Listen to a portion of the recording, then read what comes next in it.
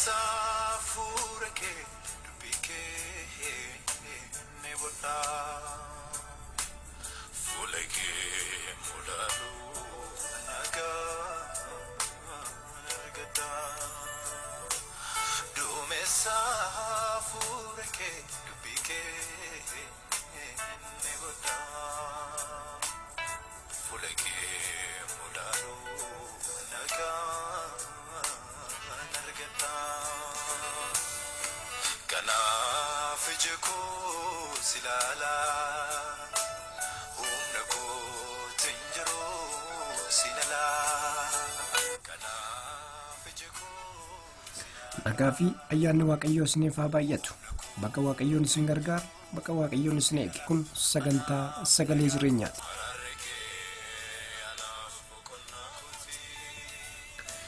Egaan akkuma yaadattan barnoota mata dureen isaa kadhannaa jedhu jalatti waliin laalaa turreerra. Hanga kutaa 5ffaatti waliin laalleerra. Kutaa 5ffaa jalarratti kadhannaan akkamitti raaf immoo kutaa 6ffaasaa kadhannaan 6ffaasaa diiwwan 4 kaafnee irratti wal duukaa waliin barannaa Waaqayyo gooftaan nu barsiisa. Galanni Waaqayyoof haa ta'u. Kanaaf qabxiin kadhannaan akkam kadhannaa deebii qabu kadhachuudhaa fi qabxiiwwan nuti beekuu qabnu yookiin fi kadhannaan akkamitti godhama isa jedhuuf kutaa 6ffaasaa qabxiiwwan 4 kan ta'an waliin laallaa. Kanaaf na duukaa bu'a. Kadhannaan akkamitti kadhatamuu qaba kan jedhuuf tokkoffaan isaa fedhii Waaqayyoo irratti hundaa'uu qaba. Kadhannaan kadhatamu tokko fedhii Waaqayyoo irratti hundaa'uu qaba. Kana jechuun namni gaafa kadhatu fedha Waaqayyoo gaafachuu danda'uu qaba. Fedha Waaqayyoo gaafachuu qaba malee namni kadhatu tokko Waaqayyoon ajajuu hin qabu. Dirqamatti Waaqayyoodhaan boomuu Waaqayyoon ajajuu hin qabu. Namni kadhatu tokko yaa Waaqayyoo wanti nan kadhadhe kun wanti nan si gaafadhe kun akka fedha keetiitti naaf haa raawwatu jedhee gaafachuu danda'uu qaba. Kanarraa kan hafe kadhaan nama sanaa waan ajajuu ta'e ta'uu hin qabu. Hafuura gadi laphee hafuura jabaa ta'een fuula Waaqayyootti deebinee fedha Waaqayyoo kan ta'e karoora Waaqayyoo kan ta'e akeeka Waaqayyoo kan ta'e kan Waaqayyoon nuuf karoore waan kadhachuu qabnuu fi kanaaf fedha Waaqayyoo gaafachuun keenya dirqama jechuudha. Yoo fedha kee ta'e kun naaf haa ta'u, yoo fedha kee ta'e deebiin kun yookaasiif gaafiin kun naaf haa deebi'u jennee gaafachuu qabna malee akka waan aangoo Waaqayyoon ajaju yookaasiif haboo Waaqayyoon ajaju qabnutti kan ajajamu miti kadhannaan laphee cabaa hafuura laphee cabaa qabuun fuula Waaqayyootti deebi'anii fedha Waaqayyoo kan ittiin gaafatanidha. Kana waan ta'eef namni Waaqayyoon kadhatu tokko fedha Waaqayyoo kadhachuu danda'u qaba. Fedha Waaqayyoo kan ta'e gaafachuu danda'u qaba. Kanani kadhadhe malee hin ta'u jechuu miti. Kanatti jette, kanatti barbaadde, kanatti karoorte, kan ati fedha kee ta'e jireenya koo irratti haa ta'u jennee Waaqayyoon gaafachuudha. Kanaafuu kadhannaan nuti kadhannu fedha Waaqayyooti moo miti kan jedhuu fi hubannee beekuu danda'u qabna. Yoo kana ta'uu baate kadhannaan nuti kadhannu kuni deebii henna malee deebii sana argachuu dhiisuu dandeenya. Maaliif akka fedha keenyatti kadhanne waan ta'eef akka fedha Waaqayyootti waan hin taaneef kadhannaan fedha Waaqayyoo hin taane akka nuuf hin kennamne. Kana jechuun maalidha? Kadhannaan fedha Waaqayyoo hin taane akka nuuf hin kennamne yookaasiif kan Waaqayyoon hin barbaanne, kan Waaqayyoon hin feene, kan Waaqayyoon hin jaalanne akka nuuf hin taane kadhachuu jechuudha gama biraatiin. Kan fedha Waaqayyoo ta'e kan gaafannu jechuun isanni karoore sana isa nuufanni akeeke sana gaafachuu jechuudha. Kanaaf immoo akka fedha keetitti nuuf haa ta'u jaalala keerratti haa hundaa'u kanatti jette haa ta'u kanatti jette akka namni kanatti barbaadde akka namni kan nuti feene qofti akka raawwatu jechuu miti. Kanaaf kadhannaan fedhii Waaqayyoo irratti kan hundaa'u jechuudha. Namni fedhii qaba, hawwii qaba, waan barbaade kadhachuu ni qaba. Ta'uyyuu gaafa kadhatu fuula Waaqayyootti gaafa kadhaadhaaf dhiyaatu fedha kee kan ta'e yoo fedha kee ta'e naaf haa ta'u jennee kadhachuu danda'u qaba. Keenya gooftaa Yesuus ittiin kadhachaa ture fakkeenya tokko haa ilaallu. Keenya kanarraa Waaqayyoon wanta guddaa tokko nu barsiisa waan ta'eef gooftaa Yesuus yeroo biyya lafaa turetti ittiin kadhachaa ture irraa barachuu ni dandeenya. Akkas jedha Wangeela Maatewos boqonnaa 26 lakkoofsa 39 irratti innoo irraa hiiqee adda isaatiin gombifamee yaa abbaa koo hin danda'ama yoo ta'e xoofoon dhiphinaa kun ana irraa naa darbu garuu akka jaalala koo miti akka jaalala kee haa ta'u malee jedhee kadhate. Asirratti qabxii guddaan nuti hubachuu qabnu, barachuu qabnu, qabachuu qabnu, fudhachuu qabnu gooftaan Yesuus yeroo fannifamuudhaaf guyyaan isaa ga'utti kadhannaa akkanaa kadhate. Asirratti kan inni kadhatee fi akkuma amma dubbise irratti akkuma argitanii yoo fedha kee ta'e xoofoon dhiphinaa kuni anarraa naa darbu jedhee kadhate. Yeroo inni kadhatu argina. Kana maaliif akkas jedhee kadhate? Yoo fedha isaa ta'e yoo fedha gooftaa Yesuus ta'e akka hin darbine akkana irratti raawwatu garuu yoo fedha kee ta'e kan darbuu danda'u yoo ta'e yoo fedha kee ta'e yoo jaalatte narraa naa darbu jedhee gaafate. Kanaaf immoo fedha Waaqayyoo gaafate malee feeti Waaqayyoo akka raawwatu gaafate malee Waaqayyoo hin ajajne jechuudha. Kadhachaa jira eeyyee, gaafachaa jira eeyyee. Maanni iccitiin ortodoksaan as keessatti jiru gaafa kadhachaa jiru kana wanti jaalala isaa ta'e, wanti jaalala Waaqayyoo ta'e, wanti fedha Waaqayyoo ta'e akka raawwatu barbaade jechuudha. Malee xoofoon kun narraan darbuu qaba, xoofoon kun narratti raawwachuu hin qabu, ani fannifamee du'uu hin qabu, hin barbaadu ta'uu hin qabu yaada jedhuuf keessaa hin qabu. Kadhaan inni kadhate kadhaa sirrii akka xoofoon kun isarraan darbuuf kadhateera. Kadhaan inni kadhate kun garuu kadhichi kun kan inni of keessaa qabu feeti Waaqayyoo, jaalalli Waaqayyoo isaaf qabu jireenya isarratti akka raawwatu sirriitti gadi qabee gaafata jechuudha. Malee fannoo yookasiif rakkinni yookasiif xoofoon duuti kun narraan darbuu qaba, narratti raawwachuu hin qabu, yeroon isaan geenye hamma miti, handuu hin qabu, fannifamuu hin qabu, haala kanaan fannifamuu du'uu hin qabu jedhee kan inni gaafatti osoo hin taane akka du'uu beeka, akka fannifamuu beeka, akka xoofoon kun itti dhufu beeka. Durumaanuu barattoota isaatti dubbateera. Maaliif kadhate jennee yoo nuti gaafanne yoo ilaalle sirriitti dubbisa kana irratti deebinee yoo ilaalle yeroon itti inni du'uuf jiru kun, yeroon itti dhiphinni kun irra gahaa jiru kun yeroo Waaqayyoon isa akka inni itti du'u itti barbaadu ta'uusaa adda baafateeti jechuudha. Xoofoon kun akka isarra darbuu barbaadee miti. Kana waan ta'eef nuti kan sirriitti hubachuu qabnu gaafa kadhannu nutis qulqulloonni ijoollee Waaqayyoo warri kiristaanni gaafa kadhachuu qabnu kadhaa keenya keessatti yaa Waaqayyoo kanatti barbaadde, kanatti jaalatte kun naaf haa ta'u, fedha kee kan ta'e jireenya koo irratti haa ta'u jennee gaafachuu danda'uu qabna.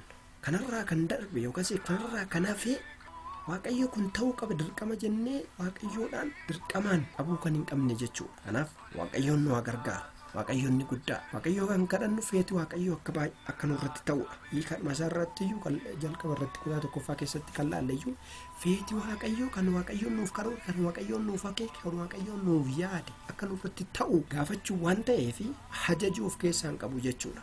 Kanaaf gaafa kadhannu kan fedha Waaqayyoo ta'e akka nuuf ta'uuf kadhanna jechuudha. Qabxiinni tokkoffaan isa kana jechuudha. Lammaffaan kadhannaan akkamitti godhamuu qaba yookasiif kadhaan deebii qabu akkamitti kadhatamuu qaba kan jedhuu fi qulqullummaan kadhachuudha. Kun immoo warra kiristaanotaaf yookasiif warra Kiristoos Yesuusitti amananiif kun kennameera.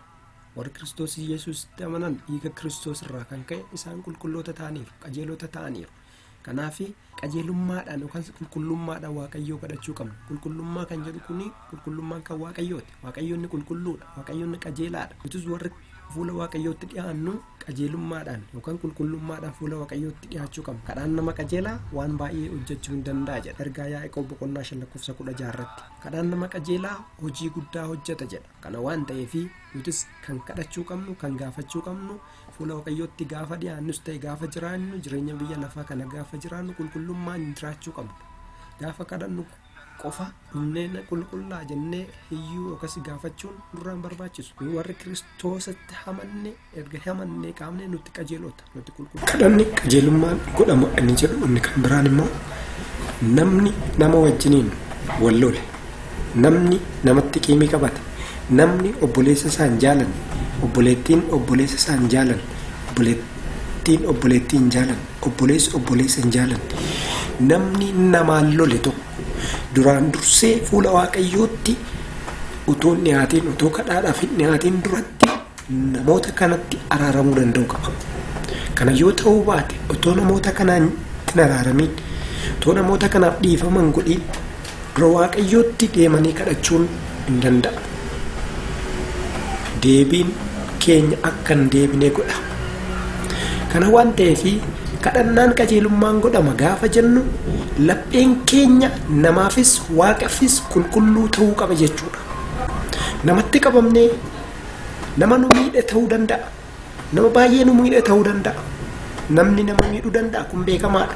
Garuu nuti Waaqayyo isa qulqulluu, isa qajeelaa, isa dhugaa gaafa kadhachuuf dhiyaannu lapheen keenya jibbaan, lapheen keenya hinaaffaa hamaadhaan, lapheen keenya yaada gadheedhaan guutame taanaan kadhannaan keenya sun hiika hin qabu.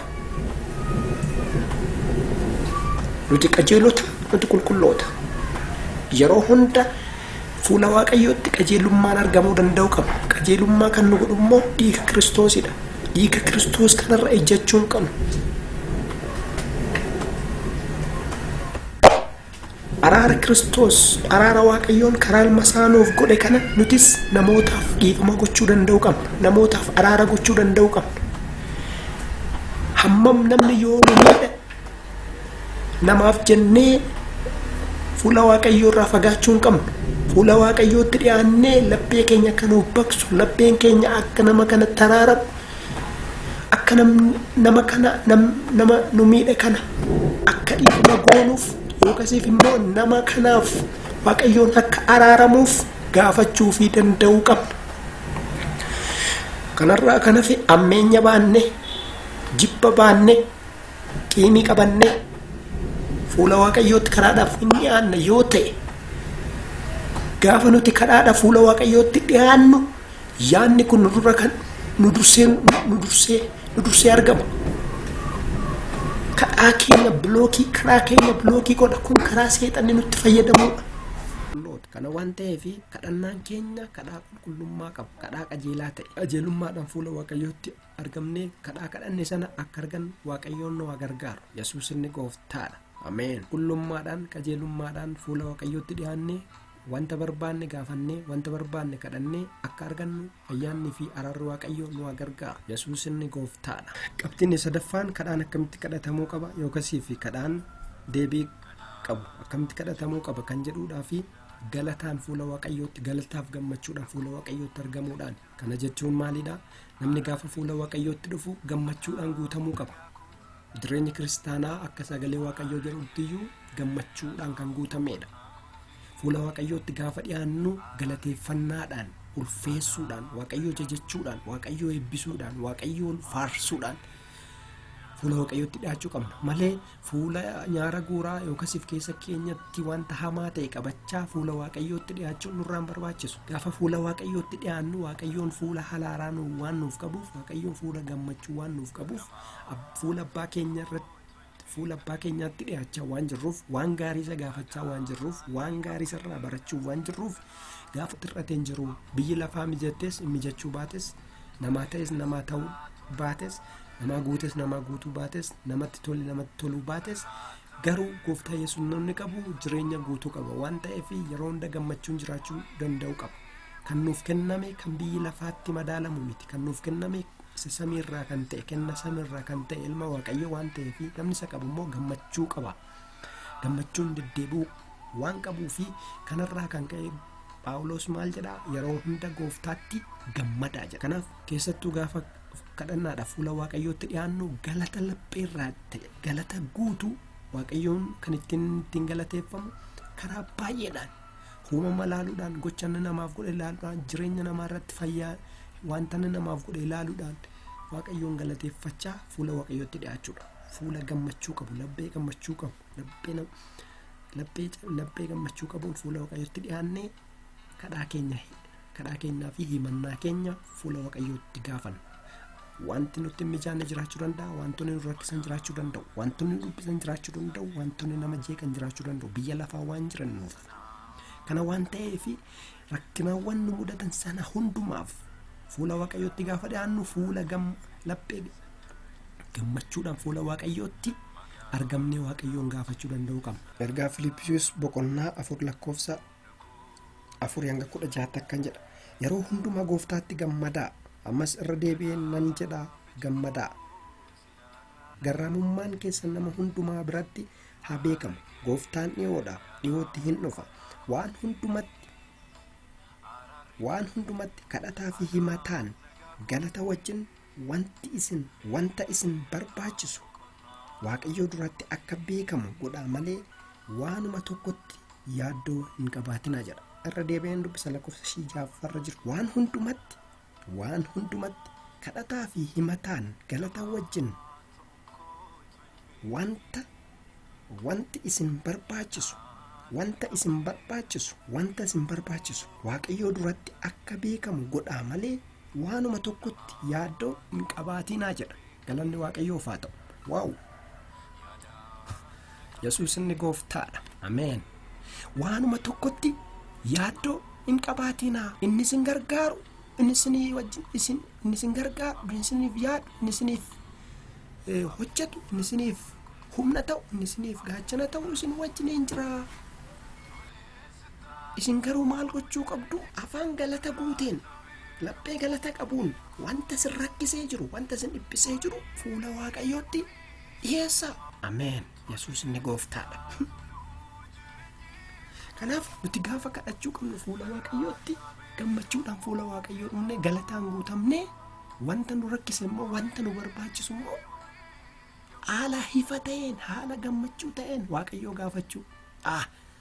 Yesuus inni gooftaadha. Waaqayyoon gaafii koon deebisaa, deebii koon deebisaa, rakkina koo kanan danda'a, isa natti ulfaate kana isatti inni deebisuu danda'a jenna yaadda hin qabnu. Waaqayyoon inni Waaqa hunda danda'uudha. Waaqayyoon Waaqa Elshaadaayidha. Waaqayyoon Waaqa bara baraadha. Nurraa garuu kan eegamu gaafa fuula Waaqayyootti kadhaadhaaf dhiyaannu galataan guutamnee, gammachuun guutamnee himannaa keenyaa fi gaafii keenya dhiyeeffachuu danda'u qabna. Kan nama dhibu fakkeenya tokko namni nama tokko waa gaafatu yookaas nama tokko waa kadhatu fuula dallansuu yookaas dallansuudhaan guutamee miti. Normaal namuma biyya lafaa yoo laaltan nama tokko yoo waa tokko kadhachuuf dhattanii dallansuudhaan guutamtanii fuula keessan guduunftanii namichatti akka waan dallantanii fakkaattanii yoo gaafattan namni sun gaafii isin gaafattanis wanta kadhattan sana isiniif hin kennu. Duraan dursitanii nagaa gaafattu haala adda ta'een, fuula hifaa ta'een gammaddanii akka waan namichi isinii kennutti waan yaaddaniif fuulli keessan hifaa ta'ee namarraa wanti sun wanta kan keessan waan hin taaneef gammachuudhaan fuula gammachuu qabuun nama sana bira dhattanii gaafan, nama sana bira dhaqanii gaafatu. Kun fakkeenya salphaadha. Akkuma kana namnis kan inni gochuu qabu fuula Waaqayyootti kan dhiyaatu gammachuudhaan, galataan, faarfannaadhaan, weedduudhaan, Waaqayyoon jajachuudhaan galata keessas deebiin waan jiruuf Yesuus inni gooftaadha. Kana waan ta'eef gaafa kadhachuu qabnu, gaafa dubbachuu, gaafa fuula Waaqayyootti kadhachuudhaaf dhiyaannu laphee gammachuu fi galata qabuun dhiyaachuu qabna jechuudha. Qabxiin afuraffaan kadhaa deebii qabu kadhachuu akkamitti danda'ama kan jedhuudhaa fi soomaan kadhachuudha. Nyaata dhiisanii kadhachuu jechuudha. Nyaata dhiisanii kadhachuu jechuun immoo akka waldaawwan amantoota tokko nyaatota filatanii kadhachuu miti. Nyaata adda addaa filatanii nyaata foonii fi nyaata pirootinii adda addaatiin makame dhiisanii nyaatota adda addaa nyaachuu miti. Yookasiif immoo fuula ofii mataa ofii filachuu dhiisuu, fuula ofii dhiqachuu dhiisuu, uffata ofii uffata xuraa'aa kaawwachuu miti. Soomii jechuun kana guyyaa biraa ilaaluu dandeenya sirriitti. Kadhannaa Waaqayyoon barbaadu yookasiif sooma Waaqayyoon barbaadu soomuu jechuun wanta Waaqayyoon hin barbaannerraa fagaachuu jechuudha. Gaafa soomiidhaaf dhiyaannu, gaafa fuula Waaqayyootti sagantaa soomii qabannee nan kadhannee murteessinu wantoota yeroo kaan itti fayyadamaa jiru ofirraa fageessuudha. Fakkeenyaaf moobaayilii yeroo ammaa kana yeroo baay'ee namni fayyadamu moobaayiliin nama harkaan fuudhu, FB, WhatsApp, Telegraamiin wantoota baay'een namni yeroo hunda daqiiqa keessatti tuqiin oolu, sa'aatii keessatti tuqiin oolu yookaan guyyaa keessatti tuqiin hin oolu. Garuu gaafa tsalootiidhaan yookasiif kadhannaadhaaf sagantaa kadhannaatiin fuula Waaqayyootti dhiyaannu wantoota kanaa tuttuquurraa fagaachuudha.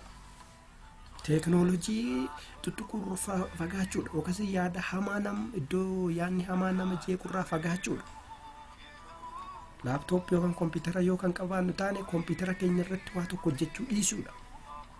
Kana jechuun yaada keenya guutuudhaan, jireenya keenya guutuudhaan fuula Waaqayyoo ooluu jechuudha. Wantoota biyya lafaarraa nutti dhufanirraa adda baanee Waaqayyoodhaan daayirektii dilbeeffannee Waaqayyoo wal arguu jechuudha. Kana waan ta'eef soomaaf sagadaan Waaqayyoon ni kadhatama. Kadhannaan deebii qabu karaa sanaan. Innis immoo of mul'isuudhaaf ta'uu qabu. yeroo bilaalarra kadhataawwan deebii hin qabne kadhataawwan deebii argachuu hin dandeenye kan jedhu guyyaa biraa sagantaa biraa taanu keessatti waliin ilaalla. Soomiif sagada keessatti rakkoo baay'eetu jira. Akkaataa wangeelli jedhu akkasiif akkaataa sagalee waaqayyoo jedhutti kadhatamaa hin jiru. Namni soomiif sagadaan fuula waaqayyootti dhiyaatu tokko nyaata lagachuun dirqama isaa ta'uu dhiisuu danda'a. Garuu kan isatti dirqama ta'u wantoota sammuusaa keessatti dhufa wantoota inni itti fayyadamaa jiran sanarraa fagaatee adda bahee waaqayyoodhaan argachuu, waaqayyoodhaan keessummeessuu, waaqayyoodhaan gaafachuu, waaqayyoodhaan mari'achuu, waaqayyoodhaan walii galuu, yaada ofii, jireenya ofii, bara jireenya ofii maal akka ta'e, barri jireenya ofii, bara biyya lafaa kanarratti barri jireenya ofii maal akka ta'e sirriitti fuula waaqayyootti jilbeeffatanii gaafachuudha. Kana waan ta'eef soomaaf sagadaanis waaqayyoon ni kadhatama. Kanaaf kutaa 6ffaa kana keessatti waaqayyoon akkamitti kadhatamuu qaba yookasiif kadhaan deebii qabu akkamitti kadhatamuu qaba kan jedhu qabxiiwwan 4 waliin laallerra. Kanaaf barumsa kanarraa qabxii tokko wanta tokko akka hubattan abdiin qaba. Hafuurri qulqulluun naan caalatti immoo isin barsiisa waan ta'eef kanarratti hundooftanii sagalee waaqayyoo iddoon tuqee luqqisaawwan jiran dubbistanii sirriitti hubachuu ni dandeessu.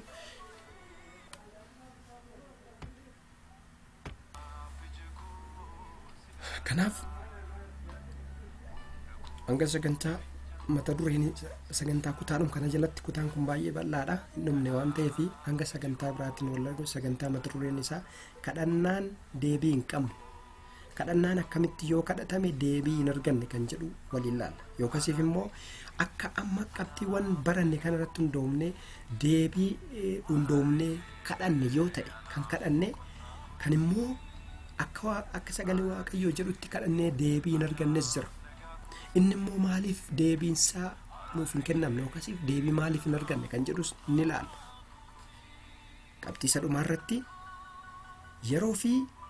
yeroo kam akka kadhannaa yeroo kam akka kadhatamuu qabuu fi eessatti iddoon itti kadhatamuu qabu waliin laalla waan ta'eef hangasitti ayyaannii fi araarri waaqayyoo isin wajjin haa ta'u.